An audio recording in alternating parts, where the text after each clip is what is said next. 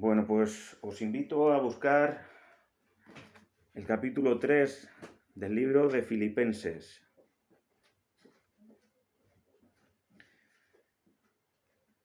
Vamos a leer este pasaje, aunque luego, digamos, lo dejaremos un poco aparte para volverlo después a retomar. Capítulo 3 de Filipenses, versículos 7 al 14. Y voy a leerlo en una versión que quizás tenga alguna diferencia, no sustancial, por leerlo en otra versión, ¿vale? Dice allí el apóstol Pablo: antes creía que esas cosas eran valiosas, pero ahora considero que no tienen ningún valor debido a lo que Cristo ha hecho. Así es, todo lo demás no vale nada cuando se le compara con el infinito valor de conocer a Cristo Jesús, mi Señor. Por amor a Él he desechado todo lo demás y lo considero basura a fin de ganar a Cristo y llegar a ser uno con Él. Quiero vivir unido a Él, no por la rectitud que viene del cumplimiento de la ley, sino por la que nace de haber creído en Cristo, es decir, la que Dios nos concede por razón de la fe. Quiero conocer a Cristo, experimentar el poder de su resurrección, compartir sus padecimientos y conformar mi muerte con la suya. Espero así participar de la resurrección de entre los muertos. No quiero decir que ya haya logrado estas cosas, ni que ya haya alcanzado la perfección, pero sigo adelante a fin de hacer mía esa perfección para la cual Cristo Jesús primeramente me hizo suyo. No, amados hermanos, no lo he logrado, pero me concentro únicamente en esto.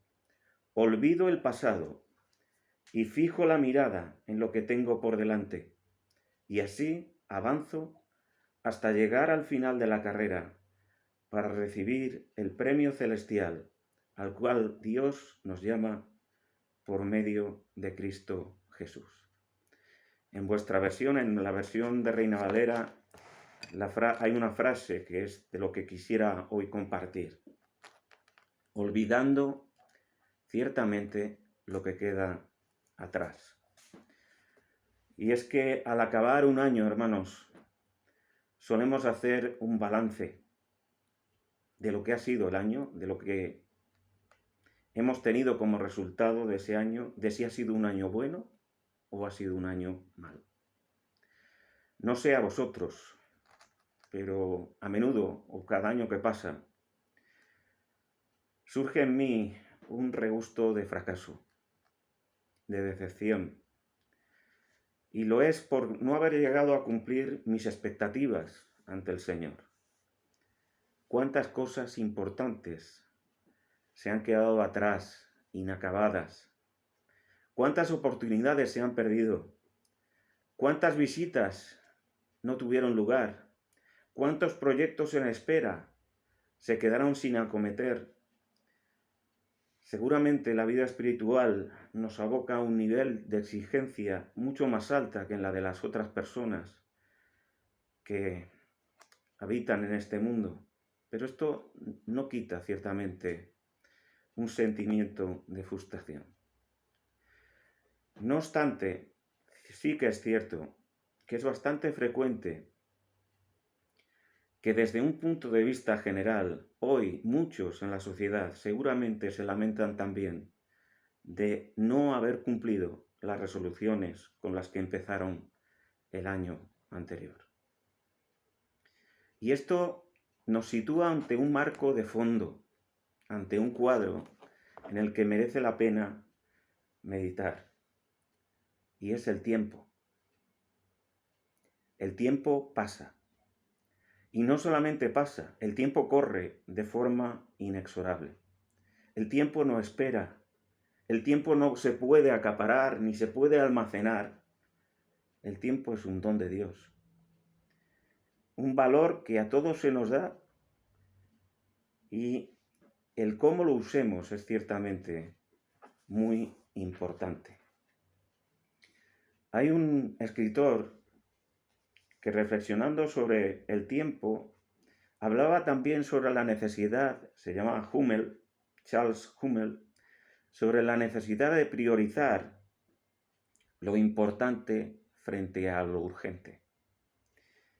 Y hermanos, hoy en nuestra sociedad vivimos en una era, en un tiempo donde toda nuestra existencia se rodea de frenética actividad y de desaforado apresuramiento. No hay tiempo para meditar calmadamente o para discernir entre lo importante y lo que se cruza a menudo de forma inesperada en nuestra agenda para reclamar una atención o una respuesta urgente.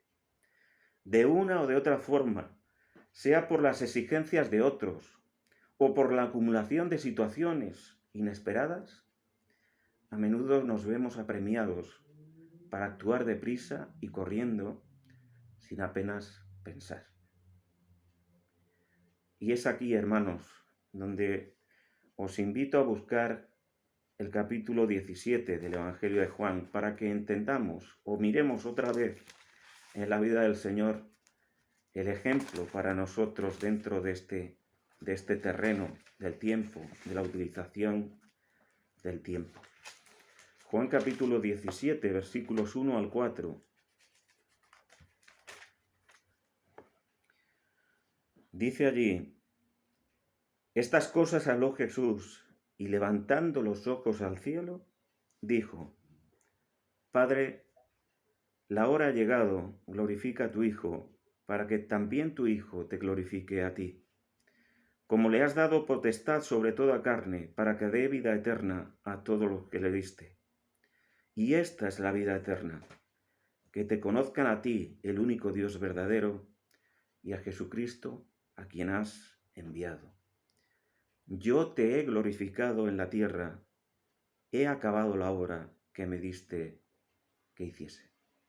Y hermanos, es una frase que, si lo pensáis, es tremenda, muy, muy profunda.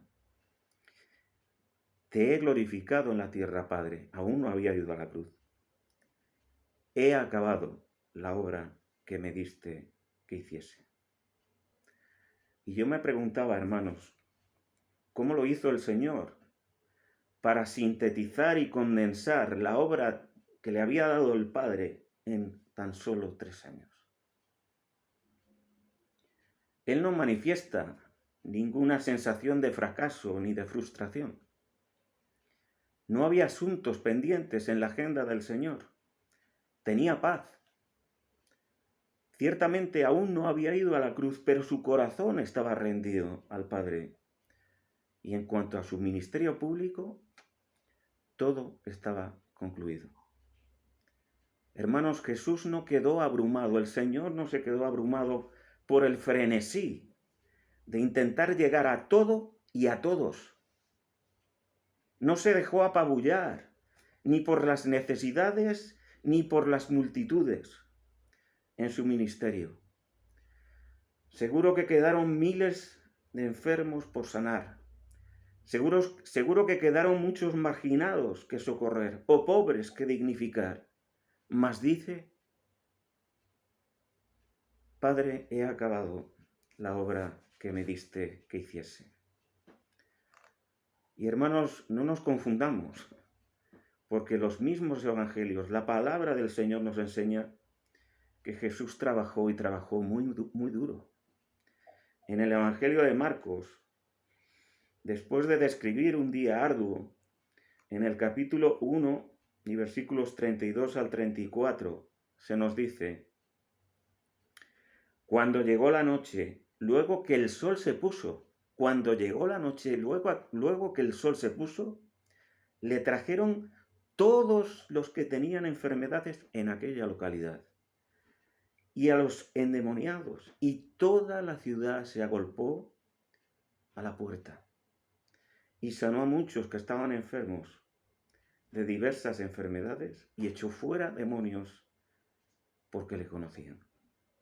En otra ocasión, la demanda de enfermos lo llevó a trabajar hasta muy tarde. Esto lo vemos en Marcos 3, 20 a 21. Lo vamos a leer. Y tal es así que los propios discípulos llegaron a clamar, como dice el texto, que el Señor estaba fuera de sí. 3, 20 y 21. Y se agolpó de nuevo la gente, de modo que ellos ni aún podían comer pan. Cuando lo oyeron los suyos, vinieron para prenderle, porque decían que está fuera de sí. Hermanos, pese a todo esto que estamos leyendo, pese al inmenso trabajo que el Señor hizo en la tierra durante su ministerio público, su vida denota un maravilloso balance, un paradójico equilibrio. ¿Y cuál fue el secreto para que Él tuviera ese equilibrio entre la inmensa actividad y esa paz que gobernaba su corazón? Pues encontramos la clave siguiendo el relato del Evangelio de Marcos, capítulo 1 y versículo 35. Y allí se nos dice: levantándose muy de mañana, siendo aún muy oscuro, salió y se fue a un lugar desierto, y allí oraba. Hermanos, cada día lo primero que el Señor hacía es buscar al Padre. Y Él buscaba al Padre para pedir dirección y para someter su agenda a Él. Él buscaba al Padre para pedirle fortaleza y sabiduría, de tal manera que el ministerio, la obra que le dio para que hiciese, pudiese ser cumplida. Fue el sometimiento al Señor, al Padre, lo que le brindó poder para elegir entre lo importante y para ser libre de otras demandas que no eran tan urgentes. Y hermanos, hay aquí una lección de oro, y es que se deriva de estas palabras y de este ejemplo del Señor. Y es que debe de haber un espacio para lo sagrado y para lo humano. A veces nosotros estamos demasiado enfocados en lo humano y apenas tenemos tiempo para lo sagrado. Pero según el ejemplo del Señor, el Señor Jesús ponía en primer lugar al Padre para después comenzar toda la actividad de su ministerio. ¿Qué es lo importante en la vida, hermanos? A raíz de lo que estamos meditando en la vida del Señor, pues según las mismas palabras del Señor, lo importante, ¿sabéis cuál era? Ponerse a los pies del Padre, escuchar su voz, recibir de Él la dirección. ¿Y por qué lo sabemos? Todos nos acordamos del relato de cuando estaba en casa de Lázaro, Marta y María. Y hubo una ocasión en la que Marta estaba atareada, buscando la forma de tratar como ella pensaba que se merecía el Señor. Seguramente estaba haciendo la comida, preparando todo, y vio a María que estaba a los pies del Señor, oyendo su palabra. Y le dijo Marta al Señor: Señor, ¿no te da cuidado de que mi hermana no me ayuda? Y el Señor le contestó: Marta, Marta, afanada y turbada estás con muchas cosas, mas María ha escogido la buena parte y no le será quitada. En este momento, lo más importante es que ella esté aquí, conmigo, que ella me escuche, que ella aprenda y que ella atesore verdades que no se pueden alcanzar ni se pueden conseguir por otro medio, nada más que a través de mí. También cuando el Señor escogió a los discípulos, Él dice que los escogió para que estuviesen con Él. Y hermanos, partiendo de estas palabras, podemos hacernos una pregunta. ¿Soy yo un discípulo? ¿Un discípulo del Señor? ¿Alguien que quiere aprender del ejemplo del Señor? Pues esas palabras también son para mí y para ti. Dios escoge discípulos para que estuviesen con Él. Y estar con Él significa tener el oído bien abierto, los ojos bien fijos en Él y aprender del ejemplo y de las enseñanzas del Señor. ¿Soy yo un discípulo? De la misma manera que el Señor me recuerda que la mejor parte que podemos elegir es estar con Él para poder aguantar las cargas del día, para ser de bendición, para llevar fruto y para disfrutar de su presencia. Para todo eso hemos de estar rendidos a Él. En el caso del Señor, su misión no logró aplastarlo porque sabía que era lo importante. Otros intentaron desviarlo de su misión, pero no lo consiguieron. En Juan capítulo 7 y versículo 6 dice: mi tiempo aún no ha llegado, cuando sus hermanos carnales querían que fuera a Judea. En su agenda totalmente distinta a los patrones de nuestra sociedad, desconcierta la lógica que aplica el Señor a su ministerio. Y es que Él llegó a emplear alguna jornada a buscar a una mujer como la mujer samaritana para llegar a su corazón.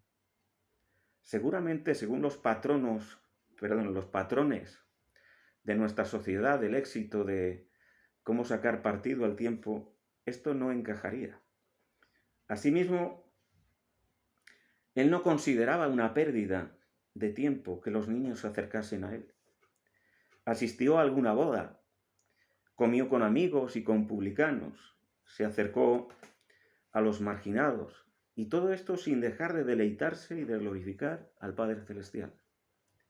Sanó en un día de reposo, traspasando las normas de la élite religiosa de su tiempo. Hermanos, qué cuadro nos ofrece el Evangelio. A lo largo de todo su ministerio, Jesús fue criticado por sus hermanos, incomprendido por sus discípulos, perseguido por los maestros y religiosos de su tiempo.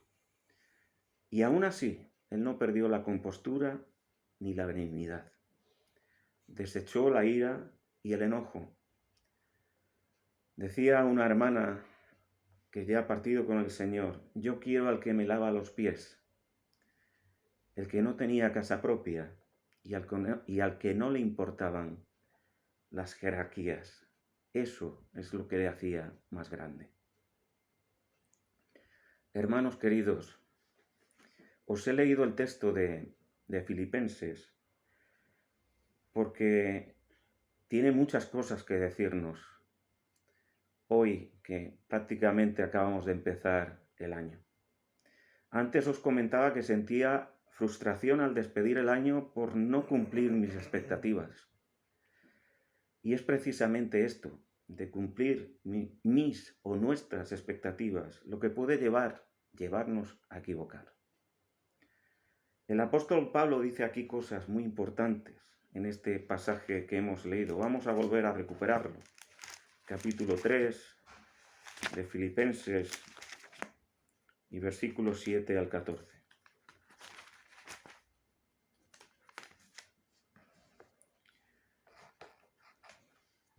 Y dice, en esta versión que yo os leía, dice: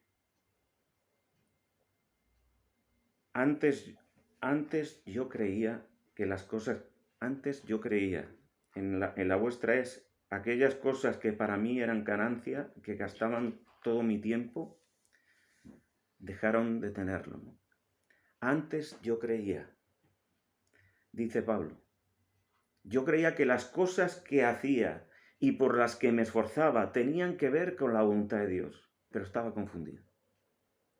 Está hablando de antes de convertirse, en los cuales él se esforzó por ser un perfecto fariseo, por cumplir la ley de la mejor manera posible, por perseguir a los cristianos, por cumplir con todos los ritos y con todos los aspectos de la ley. Y esta palabra, antes yo creía, tiene que hablarnos también a nuestro corazón hoy. Muchas veces ponemos nuestros caminos, nuestro criterio y nuestros parámetros delante de los del Señor. y posiblemente por eso nos confundamos. Aquellas cosas que para mí eran ganancia, dice el apóstol Pablo, que gastaban todo mi tiempo, todas mis energías, pues han dejado de tener el valor al considerar la obra de Cristo, lo que Él hizo por mí. Toda mi lista de prioridades cambió a raíz de esto. Puestas en la balanza, todas aquellas cosas que antes eran una ganancia, ahora no sirven ni valen nada ante la gloria de Cristo, ante su amor y ante la gran salvación que Él nos dio. Y es entonces cuando llega la clave de la reflexión de Pablo. A veces es una clave que está rodeada de otras muchas palabras y que puede ser que parezca invisible o pase más bien desapercibida. Pero dice, capítulo 3, a ver, que me he ido del texto. En el capítulo 3 y versículo 8 dice, y ciertamente aún estimo todas las cosas como pérdida por la excelencia del conocimiento de Cristo Jesús mi Señor, por amor del cual lo he perdido todo. Y lo tengo por basura para ganar a Cristo, por amor a Él.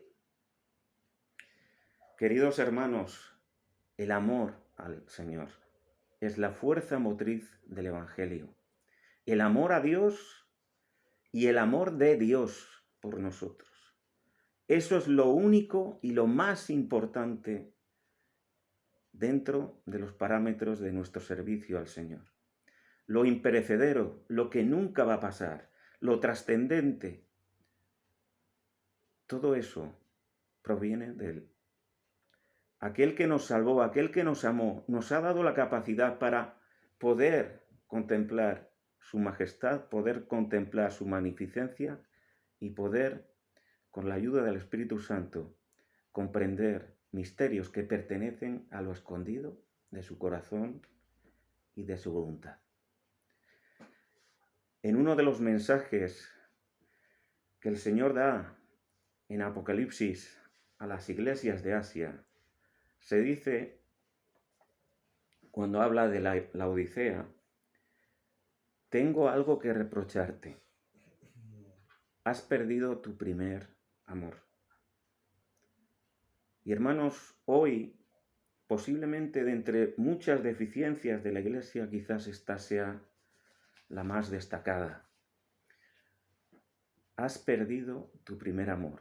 Cuando el Evangelio se convierte en algo rutinario, ritual, legalista, mirando siempre de intentar cumplir por nuestras fuerzas aquello que el Señor nos demanda, cuando nos olvidamos de las personas, cuando nos olvidamos del Señor, cuando nos olvidamos de la misericordia, de la compasión, de las cosas pequeñas que también nos rodean, estamos perdiendo por completo el norte. A veces cumplir mis expectativas puede ser una trampa. Hoy nos podemos mover por cumplir con lo que se espera de nosotros, o por deber, nos podemos mover por el deber, o por lealtad a las verdades y a las doctrinas de la Escritura, o por tradición, o por apariencias, o por vanidad, o por el aplauso de otros. Pero no siempre cada una de estas cosas forma parte de la voluntad del Señor. ¿Es mi voluntad o la voluntad del Señor la que imperan en mi agenda? ¿En qué lugar está el amor de Dios? El amor a Dios en nosotros y como iglesia. Hermanos, frente a los desafíos y proyectos que nos propongamos a partir de hoy, hemos de preguntarnos qué fin o meta buscamos alcanzar. Porque detrás de lo importante, no de lo urgente, detrás de lo verdaderamente importante, siempre tiene que haber un fin o una meta. Y Pablo la tenía clara. En un momento dado, cuando él comprendió el amor de Dios y el amor de Dios conquistó su corazón, vio transformada su visión y la meta de su vida. Él vio en el Señor el origen y la meta de su vida. por amor a Él, de quien lo recibió todo, renunció a todo, a todas sus expectativas, a mi voluntad, a mi forma de hacer las cosas. Podíamos parafrasear al apóstol Pablo. Señor, yo quiero ser uno contigo, para ser uno con Él, porque quiero conocerle, porque quiero su presencia, porque quiero lo que Él quiera, porque quiero ser semejante a Él, aún si es posible, incluso en su muerte. Él es mi meta. Él es mi fin primero y mi fin último. La intimidad con Cristo es la sustancia de nuestro ser interior. Salomón, el rey de Israel, escribió en Proverbios: sobre toda cosa guardada, guarda tu corazón, porque de él mana la vida. Y hermanos, el poder para servir y honrar al Señor viene de la vida interior que procede del trono de Dios. Este fue el área de enfoque de la vida del apóstol Pablo: conocer a Cristo íntimamente. Lo consideró una práctica de por vida que necesitaba múltiples llenamientos.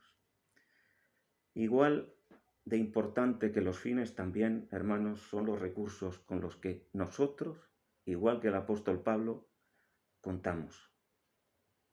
Él decía: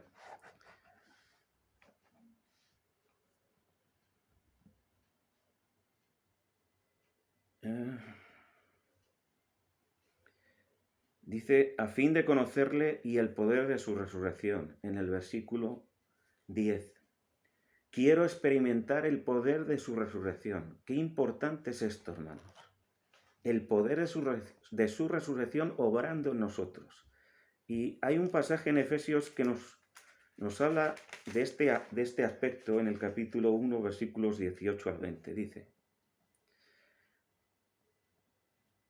alumbrando los ojos de vuestro entendimiento. Está Pablo orando por los efesios, para que sepáis cuál es la esperanza a que Él os ha llamado y cuáles las riquezas de la gloria de su herencia en los santos, y cuál la supereminente grandeza de su poder para con nosotros, los que creemos, según la operación del poder de su fuerza, la cual operó en Cristo resucitándole de los muertos y sentándole a su diestra en los lugares celestiales, sobre todo principado y autoridad y poder y señorío y sobre todo nombre que se nombra no solamente en este siglo, sino también en el venidero. Hermanos, el Señor ha puesto a nuestra disposición una supereminencia, la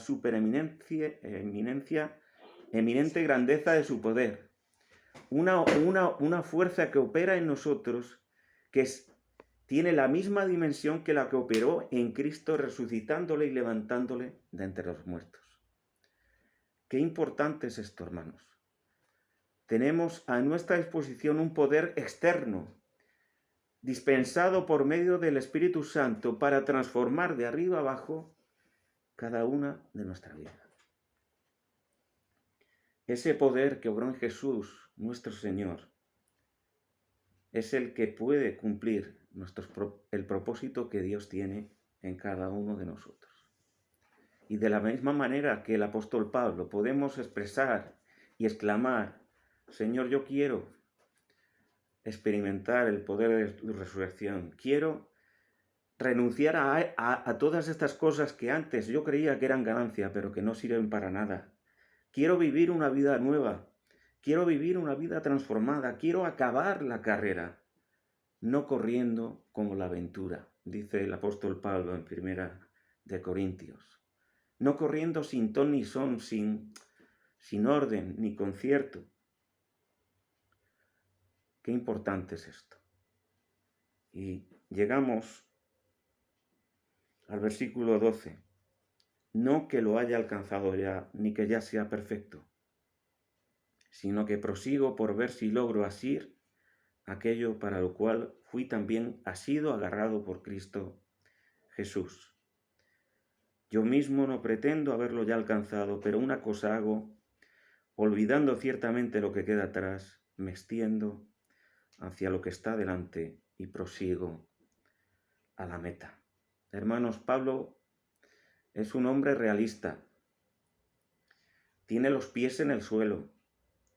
Ha sido bendecido con múltiples bendiciones y revelaciones. Pero eso no le llevó al envanecimiento ni al autoengaño. Y él dice, hermanos, no os engañéis, yo no soy perfecto. Yo no he alcanzado la perfección. Aún no he logrado aquello que anhelo. Pero sigo adelante, en pos del propósito para el cual fui llamado. Olvido lo que queda atrás y prosigo hacia adelante hasta poder llegar al final de la carrera. Hermanos, terminar bien la carrera no significa alcanzar la perfección. En esta vida será imposible. Sino como Pablo, proseguir hasta el final para que cuando ésta llegue, el final llegue, nos encontremos aún creciendo en amor, en intimidad con Cristo, dándole a conocer a Cristo a otras personas, viviendo como sus discípulos, amando a las personas que Dios pone en nuestro camino y procurando siempre hacer su voluntad. Qué importante es esta frase, olvidando lo que queda atrás. Y olvidar lo que queda atrás es asumir los éxitos o fracasos del ayer, porque no me sirven ni me garantizan hoy lograr las metas que me he propuesto. Si no buscamos al Señor, si no sometemos nuestra agenda al Señor, todo lo que gané ayer, hoy, no nos va a servir de nada. Olvidar es dejar atrás los fracasos. Una vez que los hayamos dejado en las manos del Señor, una vez que le hayamos pedido perdón al Señor por nuestros fracasos, pues hay que dejar atrás esto para que no sean un estorbo o una carga. Y otra cosa importante que aprendemos del apóstol Pablo es que no somos perfectos. No hemos alcanzado la perfección. Pero esto no nos debe de llevar a la frustración o a la parálisis. Porque no somos perfectos ni hemos alcanzado la perfección, es tan necesario exhortarnos al amor y a las buenas obras. Por eso es tan necesario también el soportarnos y el tener misericordia los unos de los otros. Decía el apóstol Pablo a Timoteo, procura presentarte a Dios como aprobado, sin cosas de las cuales te tengas que avergonzar. El Señor decía, dad a Dios lo que es de Dios y a César lo que es de César. Lo sagrado debe de tener un lugar preferencial en nuestra agenda, hermanos. Cuidado con quedar esclavizados por los afanes de este mundo, haciendo de nuestras vidas unas vidas estériles, como dice la parábola del sembrador. Qué contraste, cuántas veces hemos dicho o escuchado de nuestros labios o de otros, es que no tengo tiempo, es que necesitaría más horas. A la luz de lo que hemos aprendido en la palabra del Señor y en la vida del Señor, podemos decir que esto es sostenible. Si somos sinceros, esa fuga de tiempo y de recursos se nos van en cosas totalmente intrascendentes. El móvil, el teléfono, las redes sociales, en muchos casos nos han alejado de las personas y de los objetivos importantes. El coche, el ordenador, la televisión, todos esos avances a veces tan buenos son un estorbo. Las exigencias inusitadas del trabajo o de los estudios, todas esas cosas no nos permiten relacionarnos adecuadamente ni con Dios ni a veces con nuestra familia. La voluntad del Señor nos enseña hoy, hermanos, y con esto os dejo, a prestar atención a las cosas más pequeñas, a las más esenciales, pues son las que más descuidamos. A perseverar en lo esencial para no perdernos en una vida aturullada, atropellada y sin propósito, llena de frenesí, de nerviosismo, pero sin el enfoque correcto y atinado de estar en las manos del Señor, apoyado en los recursos de su gracia. Olvido lo que queda atrás y miro hacia adelante para llegar al final de la carrera y recibir el premio. ¡Qué maravilla, hermanos! Que llegará el día en que estaremos delante del Señor. Y el Señor nos dice que hay un premio. Hay un premio para todo aquel que Dios llama por medio de Cristo Jesús. En realidad, el mayor premio es conocerle a Él. Es ser redimidos por Él. Es ser salvados por Él. Es amarle a Él. Es servirle a Él. Y hoy que hemos empezado el año, ¿qué vamos a hacer? ¿Qué proyectos vamos a tener? ¿Cómo lo vamos a enfocar? ¿Con nuestros recursos o con los de Dios? Pues os dejo que nos hagamos esta pregunta cada uno, para que cuando vayamos a la presencia del Señor pidamos luz, guía, dirección y fortaleza.